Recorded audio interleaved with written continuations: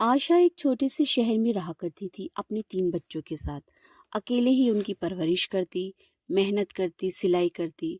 उसके बच्चे ही उसकी दुनिया थी। बच्चों को खुश देखकर उसके सारे दिन की थकान उतर जाती। एक मर्तबा उसकी बहुत ज़्यादा तबीयत खराब हो गई।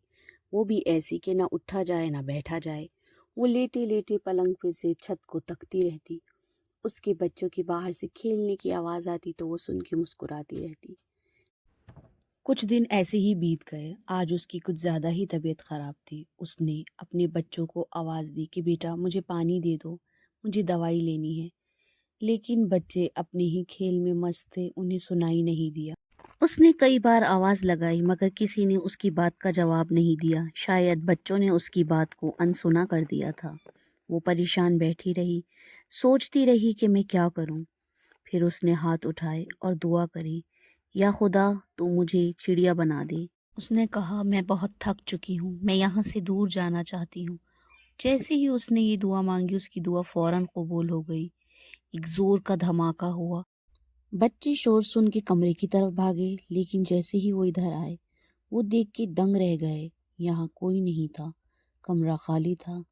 वहां पे सिर्फ एक चिड़िया बैठी थी। बच्चे परेशान होकर कहने लगे माँ कहाँ गई? माँ तो यहीं थी। चिड़िया ने कहा मैं ही तुम्हारी माँ हूँ। बच्चे हैरत में देखते रह गए कि चिड़िया बोल रही है। चिड़िया ने कहा हाँ मैं ही तुम्हारी माँ हूँ। मैं तुम्हें कितना पुकारती रही लेकिन तुमने मेरी एक ना सुनी। अब मैं यहाँ से जा रही हूँ तुमसे दूर, हमेशा हमेशा के लिए।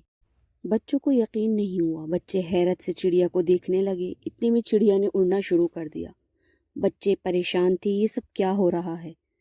बच्चों ने कुछ कहते इससे पहले चिड़िया बाहर निकल गई। बच्चे पीछे पीछे माँ माँ कहते हुए दौड़ने लगे। लेकिन अब वक्त गुजर चुका था। माँ दूर जा चुकी थी, चिड़िया बन चुकी थी। बच्चे परेशान रोने लगे। रोते बिलखते बच्चों को कोई देखने वाला नहीं था। अब वो तन्हा थे सारी जिंदगी के लिए। बच्चे एक दूसरे को संभालते रहे, प्यार करते रहे, रोते रहे। जब वो वापस घर के अंदर आए, माँ का पलंग खाली था, सिलाई मशीन थी, लेकिन माँ नहीं थी। माँ का प्यार नहीं था।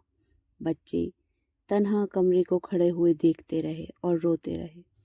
यही होता है दोस्तों, हमारे माँ बाप एक दिन हमसे बहुत दूर चले जाते हैं और सिर्फ उनकी यादें रह जाती हैं। दोस्तों, अगर आपके माँ बाप आपके पास हैं तो आप बड़े खुश नसीब हैं। उनके साथ वक्त गुजारें, उनसे बातें करें। यही ज़िंदगी का सबसे अनमोल तोहफा है। ऐसी ही मज़ेदार कहानियों के लिए हमारा चैनल सब्सक्राइब करना मत भूलें। Thank you.